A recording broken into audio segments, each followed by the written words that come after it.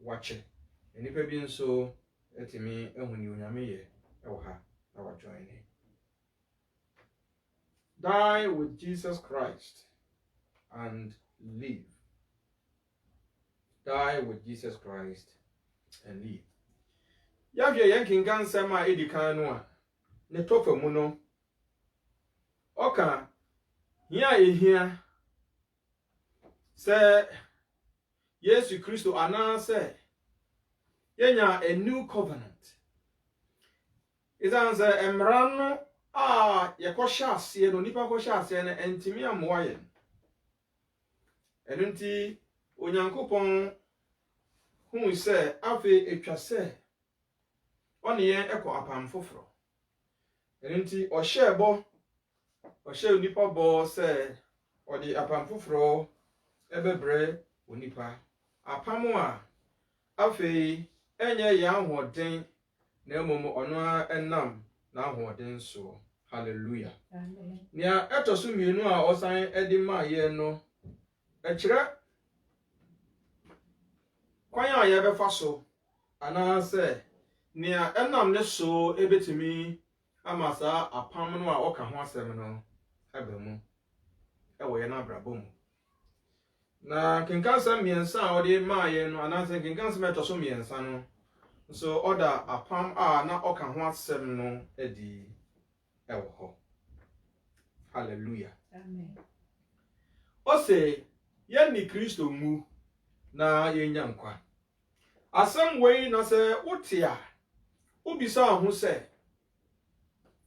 na se enkwagye ho asem na ye ka eba de sen enamiwu to start with. Bikura mi nkwa eba ne sen ena mede mu kohye owu ase sane ebe ya mesen enya nkwa foforo. Obi hu kwachiri a na eye aye nkwasiasem ewo onipa adwene mu. This asunti ene test amepese wodi ebetu utrim 1 Corinthians 1:18.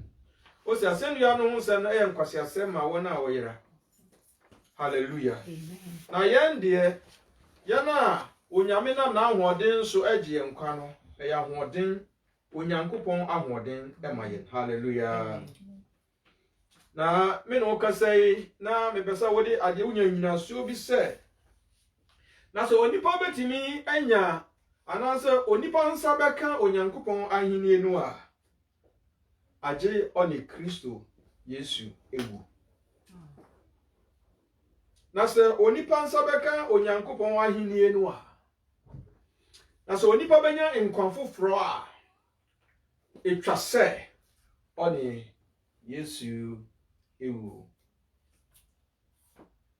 Sayaka owu a impempi no anasa in literal sense no ne akire ye say life anasa asetra betwa. Hallelujah. Amen. Nanso asetra mu ensam bitim tutu ye yetimi adi owuo ekasa ya na yem nkyire anasa nyese ye kire se obi awu a afei de onsori biem na mom na yeka nsem bi a ekire so ehu asem anasa ye di hu enkomo bia na asem bi a wani enna so ayemu yeduru aba uche ya ose we die mawu anasa bia ade bi wo ho no mu a opresa won sabeka na onsa ntimi nka na uni obi di nkomo utimi ka say we dey I am dying to get it. Kwan bi a mefa so me bɔ me homodin biara ze mi wu se me nsabeka sa ate no na ne nyina mu no yahwa yehu se owuo the word owuo no esunsunsanso enyefe sa abrabo no na esikura ana se adibia wani nnaso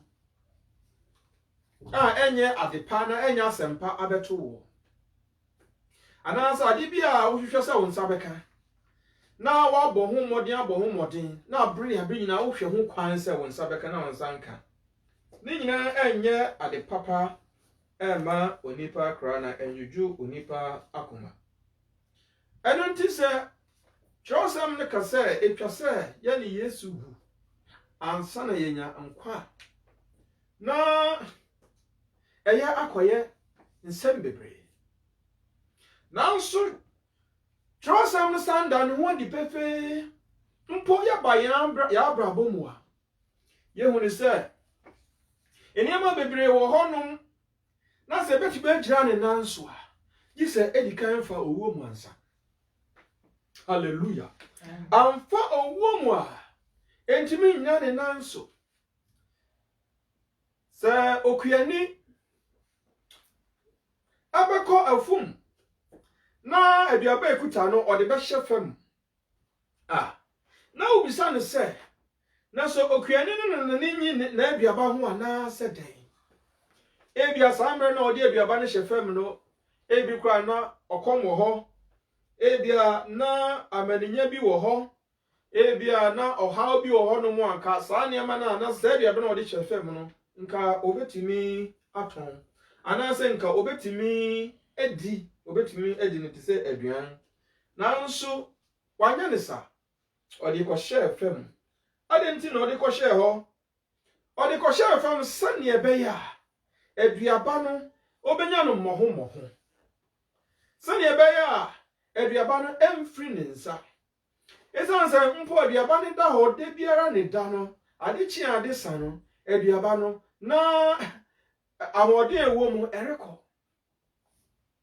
ebedu baabi no wode hyɛ fam kora no ɔnyɛ de bɛn ɛmfifi ebedu baabi no na asɛe woyɛ ne hwee ɛnyɛ yi nti okuani ne hwɛ a wo sɛ mɛtumi de ato shelf mu mɛtumi de ato ha mɛtumi adi mɛtumi atɔn nanso sɛnea ɛbɛyɛ a menya no mmɔho na sɛ aduaba a meka ho asɛm ɛbɛsan ayɛ fresh nti mede bɛkɔ akɔhyɛ fam na ɔde kɔhyɛ fam a wobɛhu sɛ ɛnkyɛ nyame yɛ n'adom a wobɛhu sɛ na ase afefɛ soronko ɛfefa a sɛnea yɛhu aduaba no ansa na yɛde hyɛ fam no ɛne sɛnea esi ɛba soro no yɛhu sɛ nsonsono ɛwɔ mu na ɛso waba a aduaba baako a ɛkɔhyɛ fam no ɛso bebree na etimi ɛyɛ nneɛma bebree ɛma okuani no sɛ saa deɛ a na kyerɛ sɛ yɛka apam a ɛda okuani no ɛne na aduaba no ntam a na ɛnyɛ di a odi aduaba no ana ɛnyɛ tɔn a ɔtɔn saa na aduaba no ana ɛnyɛ sɛ ɔde bɛhyɛ ne shelf mu anaasɛ ɔbɛkipu no baabi ɛna kyerɛ sɛ ɔne no ɛwɔ ayɔnkofa na mmom ayɔnkofa pa okuani ni wɔ ɛne sɛ wagya wo mu ama saa na aduaba no akɔhyɛ fam na asɔre biem na aso bebree ɛde ama no hallelujah amen yɛkae sɛ obi ɛde aduaba kɔhyɛ fam anaasɛ okuani kokodua na aduaba ɛdi 2 days na sɛ ɔsɛ kwakotu fam hɔ na wayi aduaba no a sɛnea wɔde kɔhyɛ hɔ no ebia na nte saa biem na ohun sɛ aduaba no yɛ onipa a nka wɔhyɛ hɔ nyina na ɔresu na ɔde pene nanso mmirikyia bi mu saa ahoyira ne atete ne amanye ne nyinaa akyi no epiefi asase ani a na waayɛ soronko efe ɔde animonyam soronko ɛna ɔde pie na ɔtena saa animonyam ne mu na ɔso aba a ɔde saa animonyam no aba so nso ɛna ɛba hallelujah amen hallelujah amen eti saa deɛ a na kyerɛ sɛ okuani ne ɔde na aduaba no kɔhyɛ fam no na nkyerɛ sɛ ɔtɛn aduaba no na nkyerɛ sɛ ɔmpɛ na ebom na ɔpɛni no yie yɛntimi amfa yɛn nipadua sɛnea yɛhuni yɛn nipadua apro yi yɛntimi amfa ɛnkɔ onyame ahema mu yɛntimi mfa yɛadwen entantai yɛadwen ewuriase afrɛ n'aniwa yi yɛntimi ɛmfa hu onyankopɔn yɛntimi mfa abraba bɔne ahyɛ ne mman entimi inherit the kingdom of God. Hallelujah. Amen. Ɛno nti sɛ owura no ka sɛ etwa sɛ yɛ ne ni wu a na ɔreka asɛm a anya sɛ onipa ebeku ne ho anasɛ onipa nkwa a ɔde te asase so befi ne nsa na mmom na nea ɔreka nyinaa ne sɛ na sɛ onipa bɛma ne ho kwan na onipa bɛpaw ne ho akyi na ɔde n'abrabɔ bɛhyɛ ɔno Kristo nsa na wayɛ na pɛde asɛnea Kristo hwehwɛ sɛ ɔbɛnante a ɔbɛma n'abrabɔ ayɛ foforɔ na mpo sɛ abrabɔ no mu ago mpo sɛ nneɛma nkɔye mpo sɛ nneɛma sɛe a ɔno nyame ɛnam sɛ afei na ahoɔden ɛna ɛyɛ adwuma wɔ wo mu nti nneɛma bɛsesa na animonyam bɛba wo so na waba so nso ɛbɛyɛ fɛ. Hallelujah. Amen. Ni saa so nti sɛ yɛbɛsɛ yɛgyina yɛn nan so na nneɛma kɔyie ma yɛn a na yɛsɛ yɛdi Yesu Kristo akyi na Yesu Kristo akyi di nso waka ma yɛte ase sɛ ɔhaw wom abɛbrɛsɛ wom mpo edu baabi a onipa etimi hwere ne nkwa ɛnam adwuma a ɔde ne ho ato so anaasɛ ɛnam owura no a odi n'akyi no nti aburo no kɔhyɛ fam no ɛbrɛ nanso emra obieye no na ayɛ kama na sɛ yɛbɛdi Yesu Kristo akyi nso a na kwan a Yesu Kristo nam so ne yɛnam yɛsan sɛ yɛdi n'akyi enti otu a ne yɛtie mu na sɛ Yesu Kristo nam benkum ne yɛnam nifa a na kyerɛ sɛ yɛdi n'akyi na mmom yɛaman sɛ Yesu nam nifa na yɛnam benkum a na kyerɛ sɛ yɛdi n'akyi na mmom yɛaman na mmom sɛ baabi a ɔrekɔ ɔnam benkum a yɛnam benkum hɔ ɔnam nifa a yɛnam nifa hɔ ɔtena se a yɛatena se ɔda yada na kyerɛ sɛ afei yɛde yɛn ho ama no na nea ɔpɛ sɛ ɔde yɛn abrabɔ yɛ no otimi de yɛ na esi yie wanka amen. Na ɛno nso kyerɛ sɛ sɛne ti biara ɛnam sɛ Yesu Kristo baa wiase mu na ansa na obefiri wiase mu na ɔnam asɛnnua no so ne kɔe na ɔsan da ne ho adi ɛbɛkyerɛ wiase sɛ ɔwɔ tumi ɛwɔ wuo so na ɛno akyi ne wura anaa ne papa bɛma no so kɔe no yɛnso yɛnam asɛnnua ho kwan so ɛna ɛbɛyɛ nkonimdifoɔ nanso ne nyinara mu no Onyankopɔn bɛhyɛ yɛn animonyam na ɔbɛma yɛn so. Hallelujah. Edu baabi a na onipa ahwɛ ne atu aniwa na onipa tie ne ɛkɔso wɔ n'asom na ɛde ehu bi ato onipa so na sɛ yɛka Kristo akyidi na yɛka ɔhaw a ɛwɔ mu a na ebu onipa ba na onipa entimi enko nkɔ n'anim ɛka ne nko a na nka ongyae nyamesom koraa ɛmfa ento hɔ nanso sɛ wodi Yesu akyi wandi Yesu akyi amanehunu wɔ hɔ ma sɛ yɛyɛ nipa a yɛwɔ asase yi so nko ade amanehunu wɔ hɔ ɔhaw ne abɛbrɛsɛ wɔ hɔ yare wɔ hɔ ɔtaa wɔ hɔ enhyira nka nyame gyin sɛ na wɔn a wɔde wɔn ho to ne so no ade nyinaa di boa wɔ na ewie wɔ yie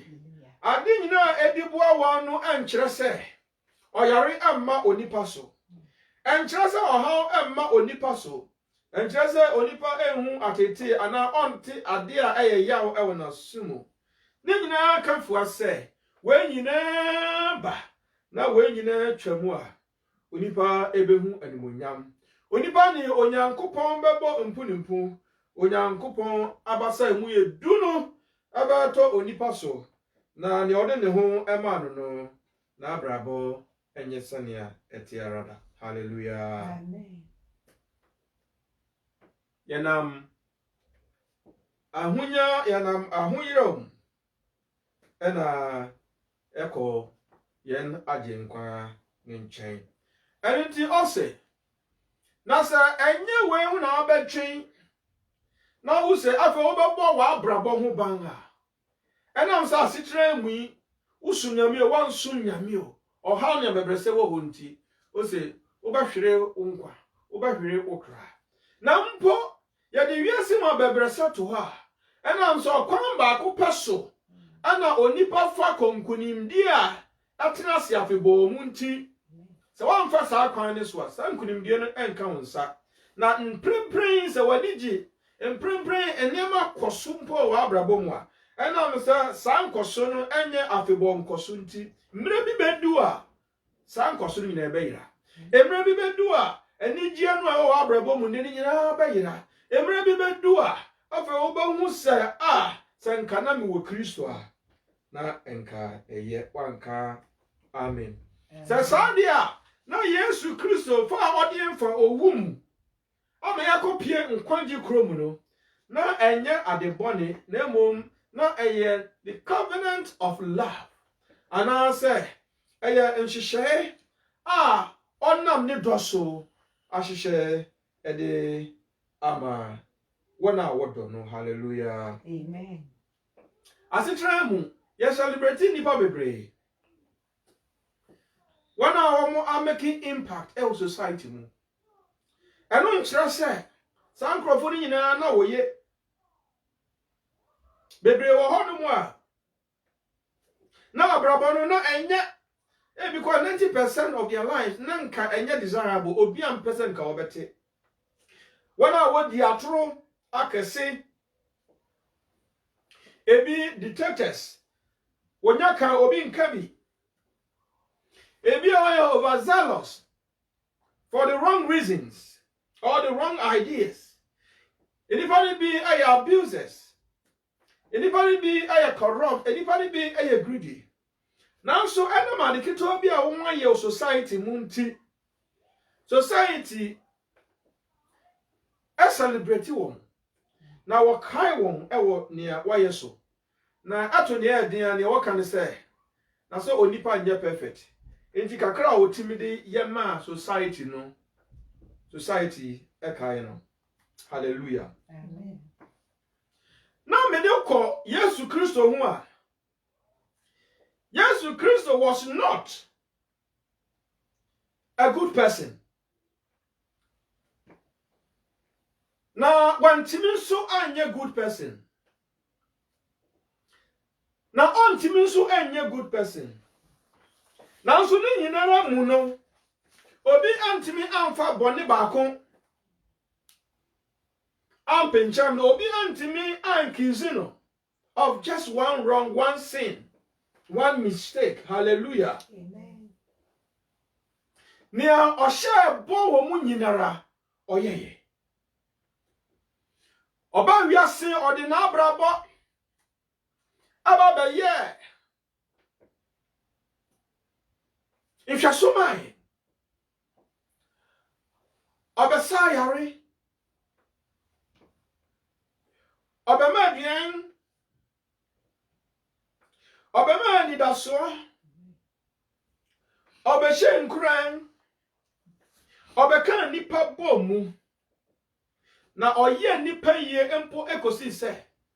Ode ni krato ho ema onipa. Yesu wantimi anye onipa papa. Jesus could not be good man. He was God man. Hallelujah. Amen. Yesu wantimi ameye nipa papa. Sane wiase behu no. Nanso obeye onyankopon so nipa. Wanka amen. Amen. Na yahwe trosem no John 3:16 also for God so loved the world that he gave his only begotten son. Son ania obejinu adino obenya dankwa. Hallelujah. Amen. Na orenjira da biara da. Amen. Sania onyankopon do wiase ni. Sania ode ne ba wo no kro no mai no. Nia obejinu adino onyira. Ampa na ni oje didi yenso anyira da.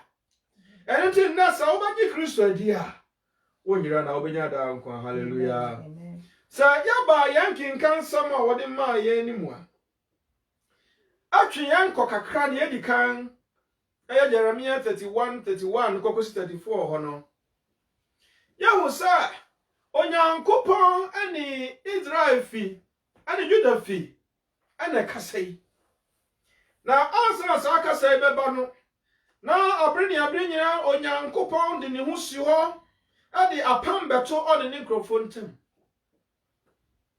Bible no ma yanti asese na Israel fo aye onyankopon microphone no ankasa apa won na edru baabi oma ho kwan ama bonni ho ahoten ane onipa asitre mu aprepre ade ni microphone kopie Egypt ana Israel na infi bebrachi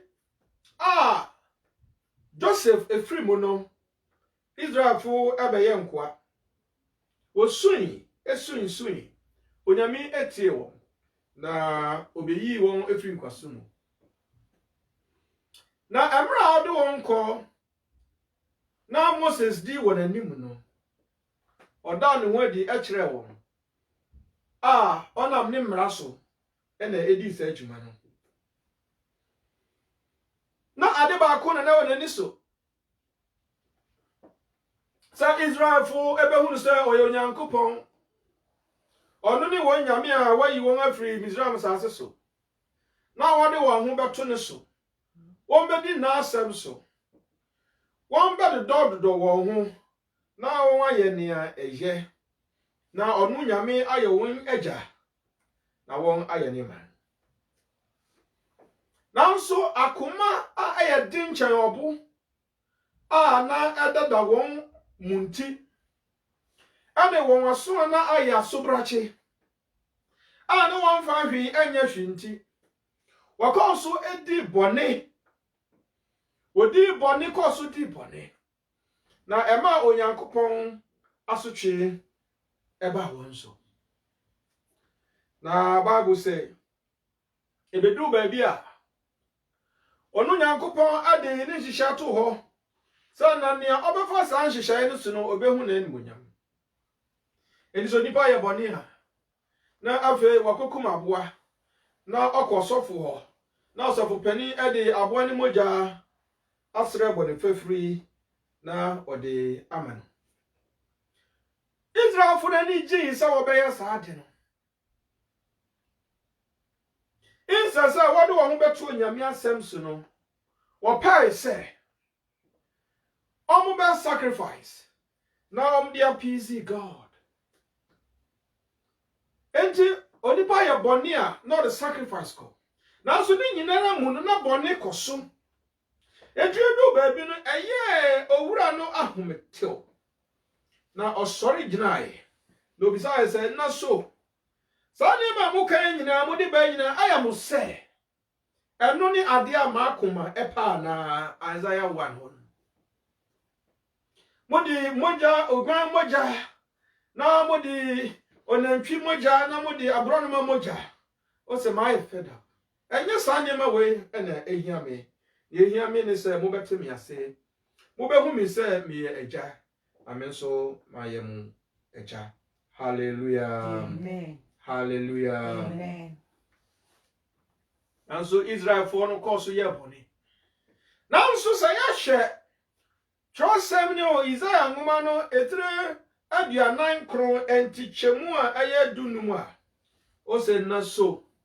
Oba tan betimi agya on yem ba na obua se you obetimi agya on yem ba.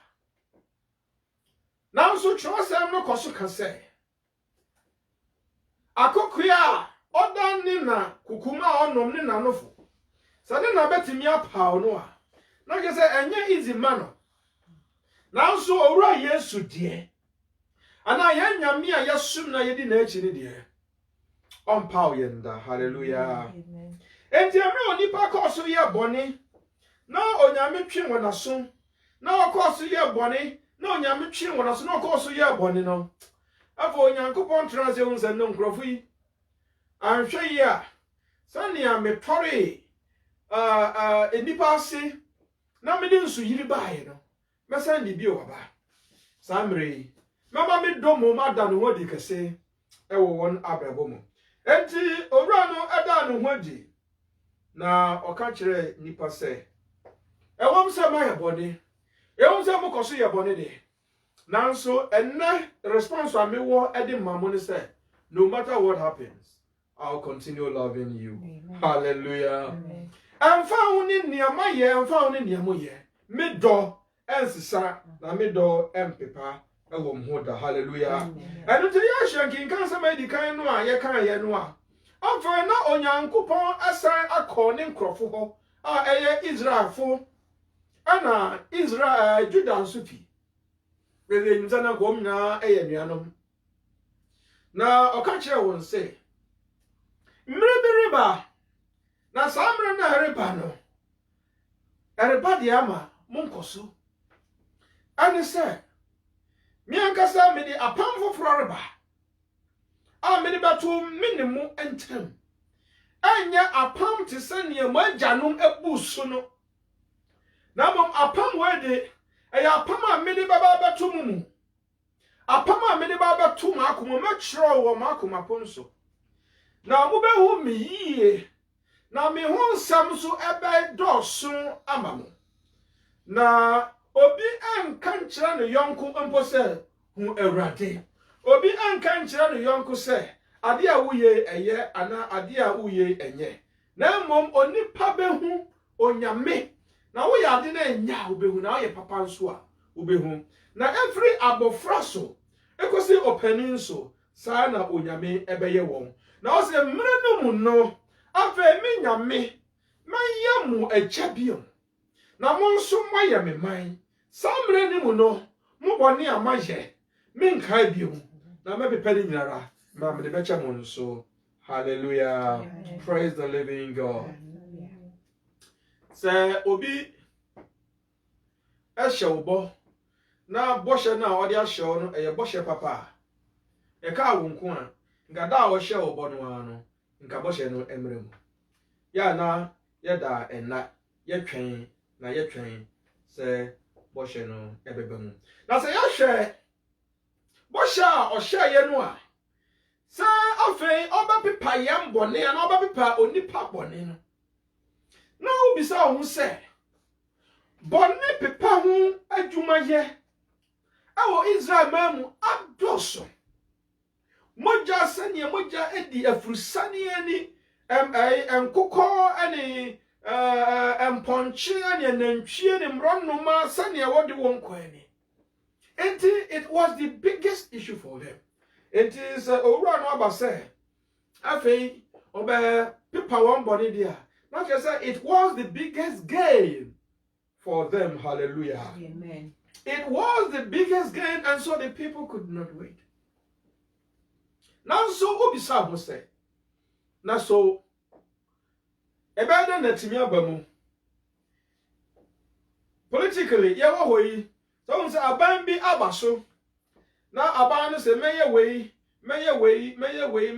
a na enipa economics etrance na wo dwendwen wo omo sese kwan a aban ne befa so a obeye sa niema no be bia obenya sika obenya akade ede aye na omo de asore etia no enti na boshe aba se ana se mre no nam kwan so eba se Kristo ana so onyankopon anam ono na ahode ni nyansa mu eba bepa onipa bone enti de onipa hwe kwan a sa di enam so ebeba. Hallelujah. Amen. And it is a yashe. Kinkan sama etosu mienu mu a. Aka nea anam ne so a. Sa boshe no ebeba. Na emranu mu no onipa yabone a yenyina nim sa anam moja so na pepa. Na Yesu Kristo so ba oba wiase no wa mama mesai mra no oba ise oba na oba be hye ne ma ena onyankopon asem bi a waka nso on pepa hallelujah enu ti amna onyankopon hye na odi sa asem ne to ho no enya afei na oriba ba betwam anase oba ba kan kire na onipa se me na meka ye nso be san meboa enu ti se covenant foforo ba na sa covenant na nso no enam mogya so ena ebema onipa bone apepa now if you trust him no mo ye say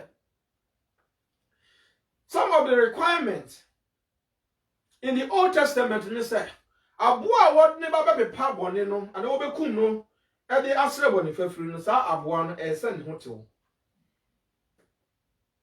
na osofo a wapa no a ono nso gina onipa ani onyame ntem e se ono se ne hotew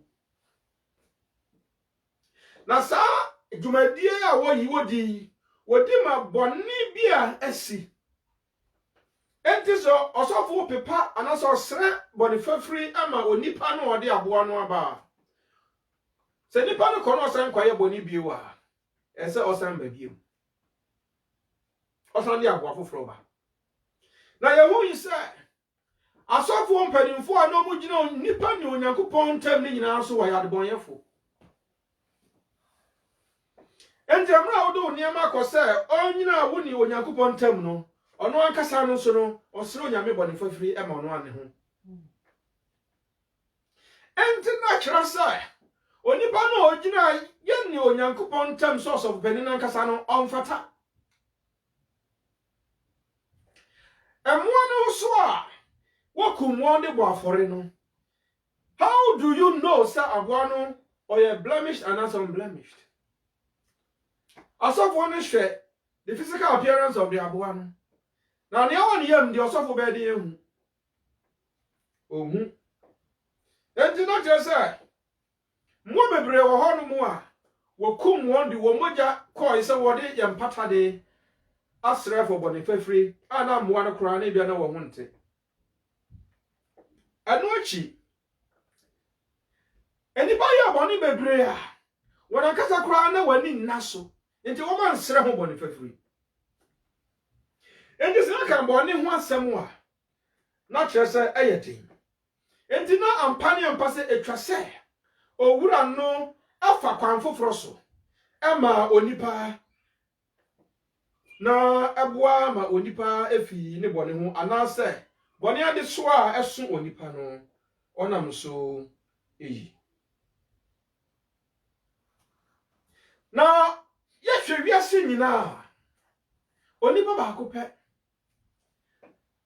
na sa onipa no wanya bone da sa onipa no ode ne brato ho ma onipa sa onipa no oyo nyankopon ba de nanso obra ne ho ase o ma ne ho kwan no ko how ne atiti mu ena onipa nti sa onipa no ono ne Yesu Kristo hallelujah amen na sa onipa no nko amoja ana ano ye din sa onipa no nko amoja ana ehotew juma edie ano ye din na ye tenene mpo chan ebo moja hallelujah amen na sanya bible kano o say new covenant ne beba na age yenya obi a ne hotew ani moja eye kroje aboni nim eni nti na sadia na Yesu Kristo moja eni yekan hallelujah eje no Yesu Kristo ba ye no na oyo hene sene yenim no ene also ye priest na so nyonu na ode ne ho si ho na mom onyankopon anadi ne si ade so na oma na hoten sa ahemfo nyina tumi ehye nase na oma ne tumi se asofo mpanyimfo nyina nso ahoden ehye nase nti o kan say na we say dear he is in the order of Melchizedek hallelujah amen na Yesu Kristo anam asomra so ema ne ho kwan ma ni moja epepa abone ansa na Yesu Kristo bewu no na enka hia onipa a ne ho tew ne ase hia odwan ana ye hia bibia ye de bebo afore na mra Yesu Kristo ba he no afi no de ni moja ebeye empata de e de mayen hallelujah Amen. na oyo Nyankopon ba na so ma ne ho kwan obra ne ho ase oba mpaya no odin odi suni nkotosere na oya sutie ma nyame na anam science emra owu ye no osori na osori ye no afi wabaye enkwan fare bai ama obi biara otie no hallelujah Amen. na ansa na Yesu Kristo bewu no ya we yanki kanse metoso miensa no a na etwase oka asem no esansa emra o makogwante no asem no o se afi me de ma asem beto onipa komaso afi ma asem ebeye very common enipa beti ma asem ase efi akwala so kosi panin so na Onyankopon asem onipa bene na wate wamne a obi am preaching ye o se gidie nam asam no nte so na eba na asam no so obi beti age obi a preaching na so obi be preaching so age ya soma no enti Yesu Kristo ba wiase be ka enkwagi asam no abasa yare be ye ansakura na orekosoro okosemi so hallelujah Amen. na yan transam no atoso miensa no ayan kinkan sam no John 12 wonum no da enema di pefe se nsemu a na bo hye ne ka no eda no ho adi wa ha emre bi atwamu sa enipa beko hia da animu a na nka ya jiwfo nko a jiwfo na eko na wo makosom na samre Yesu Kristo openso yi Bible ma yati asese na afahye wo ho afahye mredu na nipa abotwi a wako shiadam ho wako temple ho akwa kokosom o Jerusalem na sankrofo na wako ho no helafo anase Greek fo amama amufo bi nso ka ho na ekire se bo hye no a Onyankopon ka ho asem no afa adan ho adi wa o mu nyina di afra na ne ayeda ayefekra ne se helafo yi ko Philip ho se ye pese ye hu Kristo na Philip ti sa asem no pa enoko Andrew ho enoko ka kire ne se helafo yi so mpese wo hu Yesu Kristo Philip ni Andrew se ene ye nkoe na omde no eko Yesu Kristo ho hallelujah Amen. na aya owura no anigye hallelujah Amen. esansa it means say ne someone can ni preaching na o preaching no aso baba aya chuma hallelujah Amen. enti o kan say emre no aso emre no aso say onipa ba no anya na animonyam emre no aso say owura no ehira no emre aso say owura no anaso Onyankopon to nanim kire no Amen. sam no Onyankopon asemi ano so nanso ahwa abaso a nsam no oka no aso a anaso ahwa abaso a ni ministry no aso a na je say aso ani hallelujah Amen. ya de ya ho to Kristo so o se ya nhwe na ye nsua no wa ma mewu keke o ka asem no wan compromise wa ma de ho kwan ma bibi biara ama mesi one asem ntem na ode asem ne mai o se ono ne nokware no amen hallelujah amen ono ne nkwan no hallelujah amen ono so ne kwan no hallelujah amen o se obi nko agya no nchen ade onam ne so eno nti okasae na ode ne nipa bia nso ya mfato ho na ode ya achede mai na onipa fa na asem so ati onyankopon ka na ema won twiben awurade na nani gye no hu ise afeide mitimi kwa asennua ne so hallelujah amen enti emra onyankopon ba Yesu Kristo akwa asennua no so no na ode ni wo ekosili adwuma na wahye no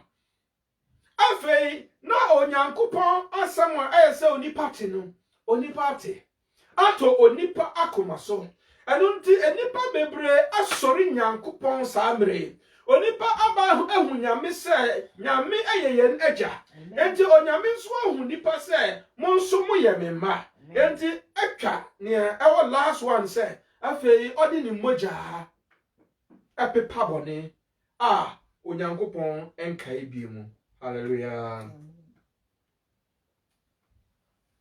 yem bebre hono mo a ya yeklemu se ye Kristofo yeklemu se onyankopon afre yeklemu se onyankopon asoma ye na so asam na odi asoma ye no yaka anase na so ye wasam bi mpo ayaka na onyankopon afre yo asam ben na odi ahyewa no seka na asam no waka wodi hu dwuma Yesu Kristo ba wiase beka asam no obeya asam no ho atuma otu nwa na mo mpo kosi se ese hallelujah amen na asofo ewa asorifie na odi hwahwa won ho waka mfidudu a won adi asofo ya na ne ha adwene se won ho mfidudu a won afeli nyame ne ha so won ho mfidudu a won agba power sorry them won ho mfidudu a won asel nyame adwuma won ho mfidudu a anam won abrabonti nipa pii agya ya sorry na nipa pii ti somu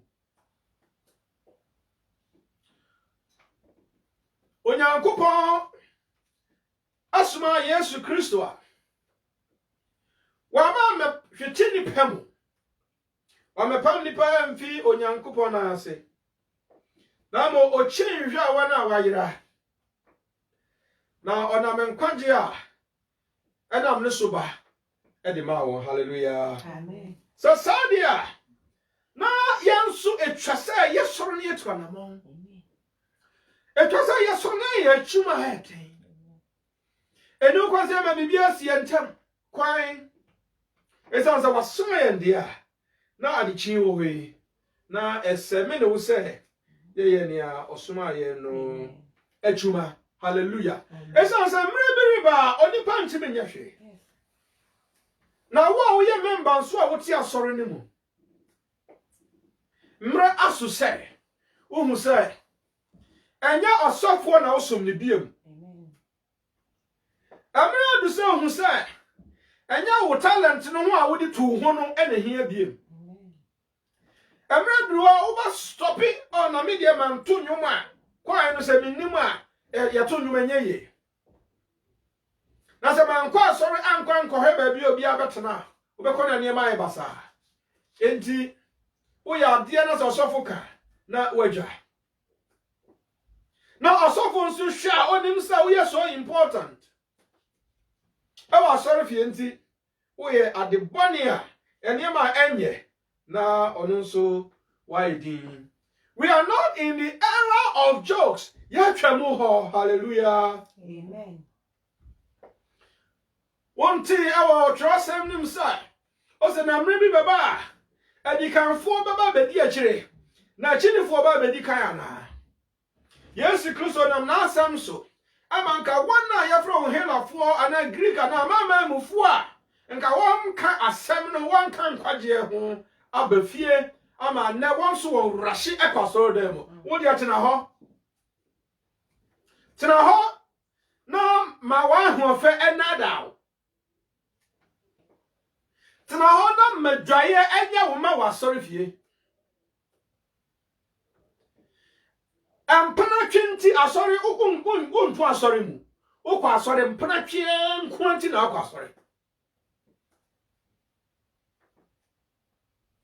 ufri ha na uko ha ufri ha asori ba ko a wutim sawa uti wana de wani famu a agi ebia ne a omma mu da dia na ogigi wo wiase yanti yakotra so da mo yasum Kristo na ya hwehwe nkwanji achi kwan wo de wontie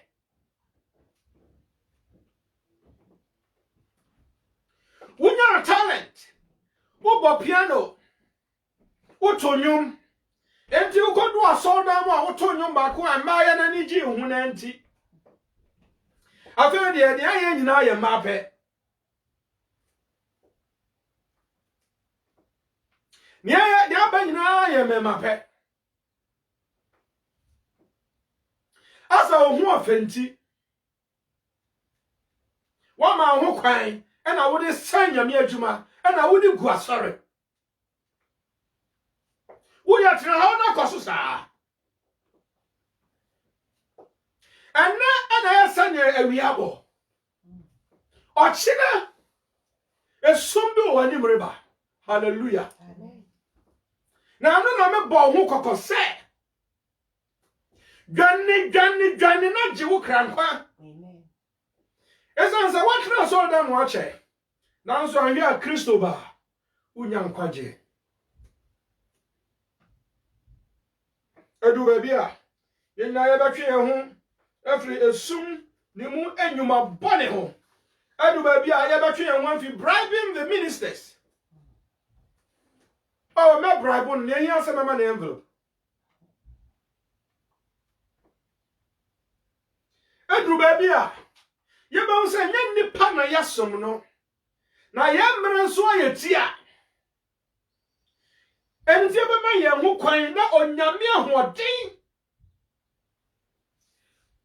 ya be ma ho kwan na onyame asama betre yakoma mu o se sa mre ye mra abofra kitwa kra ye nkyere ne se onyame ni na so watena onyame fia besi sa mre abre nyina pese obi ankyere o ABC ani na wo ya bregu misire nyame sai ena baba ho kwan na asama siesie wo amen esansa ono hye ne bo ne ho bo se obema na asam atre o hye ne ho bo se obema na asam animonyam aye wanimunyam o hye ne ho bo se obema na asam ahoden aye ahoden na onam Yesu Kristo so di asem no bai na onam Yesu Kristo so asem be mpata e di amaye amen ave en no kwan sa udi odwan kwa asori fie bie mu life has become easy for us now so me bisa o say life na abaye easy ayasanka yani agini asapa ye ho e wo Kristo mu e wo no kware sum ene ho mu no wa hu say ay problem ama wo se yatena honam akona mu a yatena sania anase ehwenia amanfo ya yentimi nkoye nim edu baby a ese onipa esro nyame na ohuni mabo hallelujah amen ana asofo yi no bebre ni wona o mo se nyame adwuma masinti biato aya sorry ma ena asofo jina na oprichi a ohwe ne yire nim kra wa sorry dem no I confused because asemu a okano efa no ane ho asemu a okano efa ne yire ho asemu a okano efa na busua ho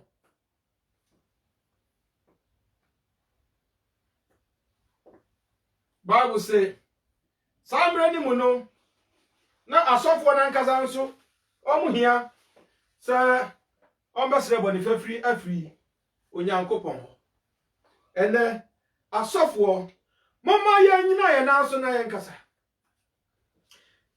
sa wafra ye nsa be nyame adwuma ye nyina ye nyame ma ye nyame asomfo asofo yirenom mo hu sai adwuma ni be ye yi afakasia so gyina mo so na mo nsa adwuma no asofo ma mo nto na mo anfata. Hallelujah. Amen. Ye nyina wa friend say ye mewu ye ni Kristo mewu. Na ba ne san no sofo ma me transe ka say wo de wo na ye fra wo me de ya mfra me anka ho bi. Osofo ye fast na na yiri ada. Amra osofo abom paye na obo gospel song no na yiri abie wiase nwum ho. Edie na ye jo wiase. Amra bi se sa ne mani na to betwa. Na yete bi aye adwuma no e wo honhom na nokware mu. Hallelujah. Amen. Ene nipa bebre wo ho no mu a ye gitum say ye hwe Kristo anim. Now so about fasting and prayer, just common fasting and prayer. We are so scared of it. Let alone say, after the Yabaka say, Jinahonum, Naya bomb, Paya, and all dimpo Eddie are breaking the works of the enemy. Fasting and prayer. Now, so your friend will say, determined Christians. Yamu Webre Srosa Yaba committee yahu fully. Not actively, Yaba yo Yamia Juma. Yamu Webre or no more. We appear in between the lines. Sensutwa Yawaho Ewiaba Yawaho Namo Yentimi and fire whom she was say I have decided to follow Jesus, and so no turning back. I have decided to do the work of God, and so no compromise. I have decided to do the work of God, and so no more worldly stuff. Yan abrabo I was sold them, and the abrabo e will fear. After saying, say any Christo nam, that's the enemy would ya. Na and the abra bono esa ayet to say Christo dear pepe, hallelujah. Amen. And it is John 12 verse 23 and 1. Yes, you can say, I've you don't need do. It's not when you say, a Jumano will be. And what dear who asam cano where we are afraid dear, obey me as yes in home, uncle Frasiniano. Maybe so for that so. One so bet me I can say, Mrabu, what do you want Yami Fiano? Edu Mrazo Yami Shrao. Edu Mrazo Yami glorify. And some ben awaka. I shall Yami and Muyamo. Dan now why ye? What trans now one casa utro Sylvia. Nasa would nam no crasso and whom na etro Sylvia. Would you say? And so near why ye no a bois unyame ejuma. Hallelujah. Amen. Yesu Christo. And who said, I'm pania why ye no aso any. Enti or the enije. I can't say. Emrenu edu say. Ushra another who glorify the Son of Man. Hallelujah. Amen. Now, so you hear 24 honor, verse 24 honor. Okoso can say. The corner quite missing will say. Now, say, a you bakun and free and toss a simua. A tran affable, send ye tiara. Now, mom say, after assassinu. Now, a prone if you free. And no enna esu abepi. A honor yes, you crucial, Cassandra any passe. Afe Edum Mrese. Oberman the Mukwain, ama wiase nyina nyane so mfaso eza samre no na oyamfaso di ama Israelfo ana Jewfo ana wona wo be no na mom na se onyawu na okodi owusu nkunimu a efe anye Jewfo no nko enye wona wo Jerusalem nko enye wona wo ne bo honam mpuni mpunko na mo obi biara oboni din ba biara owo wanka amen Amen.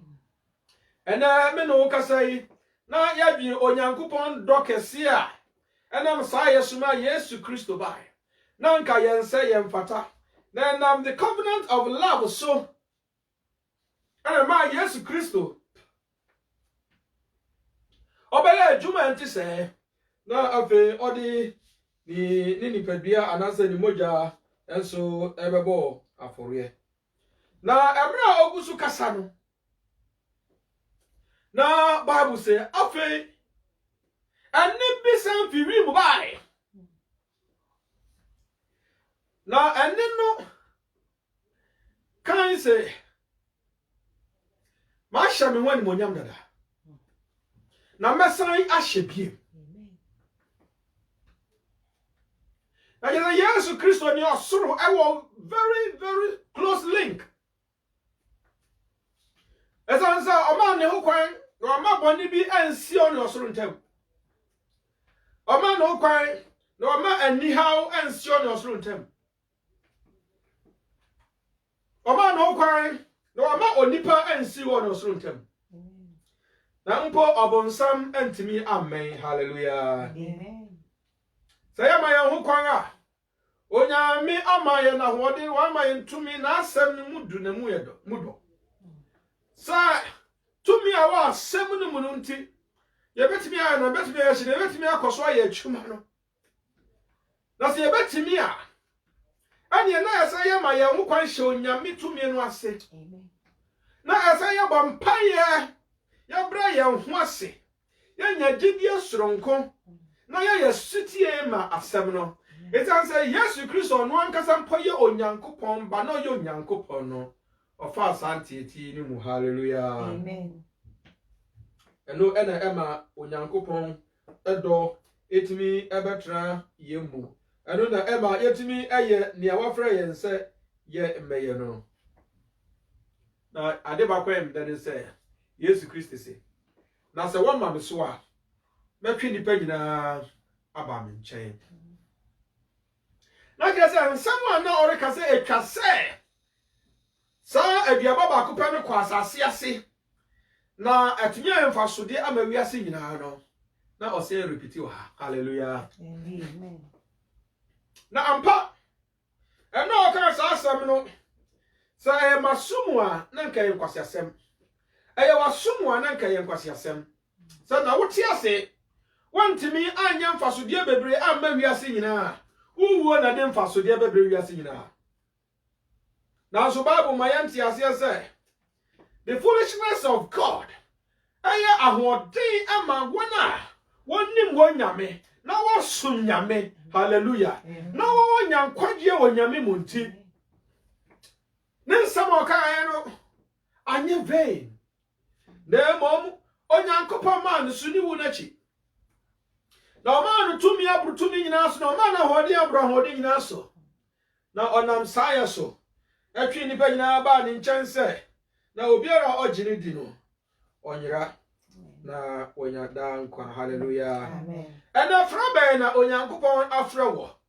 o se etwase ye ni wuo adwuma no ohawo abebrese wo mu adwuma no anya ne awotena office that hu ko na wanum ti na office awo onyankopon adwuma onyankopon adwuma no enya tie ne color no a ebo no ene na yedi adanse ye onyame adwuma eno de huna mu nso hye na mbom adwuma no nkasa ade sa wo ba sore na kwan Yesu Kristo nante so wo be nante so na Yesu aka se obi a obedi machi no ese obaba bia me wo na Yesu Kristo kwan ba ko afa so eye asennua no so nti na ewo adwum se asennua no so kwan anaza asennua no so akwantuo na urutuo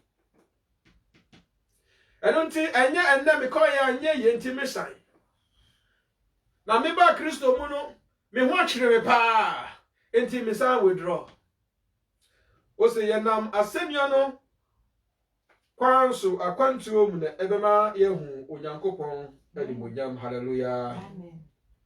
Yesu Kristo uncompromise. Ɔde ne ho nyinaa to hɔ, odi nkonim ema onipa na yenso a wafrɛ yɛn. O se yenso se ebetumi adi nkonim a yenso ebetumi ayɛ onyankopɔn ba sɛnea Yesu yɛ nyankopɔn ba. Yebetumi ane no atena se na ya share the kingdom. Yebetumi ane no atena se sɛ yenso yɛ adidifo a.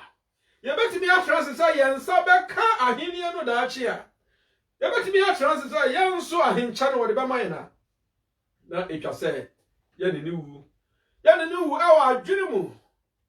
Yɛne ne wu ɛwɔ akoma mu. Yɛne ne wu ɛwɔ adeyɛ mu. Na emra mpo yɛ saa no. Na yesiesie yɛn ho ama abrabɔ a ɛkron a ɛda yɛn mu. Na yesiesie yɛn ho ama adidie nso sɛ na yɛne owura no ebedi adeɛ. Sɛ yɛne Kristo ɛbɔ mu wu a yɛne Kristo ɛbɛsɔre. Amen. Onyankopɔn nhyira wo. Amen. Na ɔnte n'anim ɛnkyerɛ wo. Amen. Na ɔma n'asɛm ɛntena w'akoma mu. Na waba soɔ ayɛ nkonimdie ɛne animonyam aba soɔ wɔ Yesu Kristo mu. Amen. Amen. Amen. Hallelujah. Amen.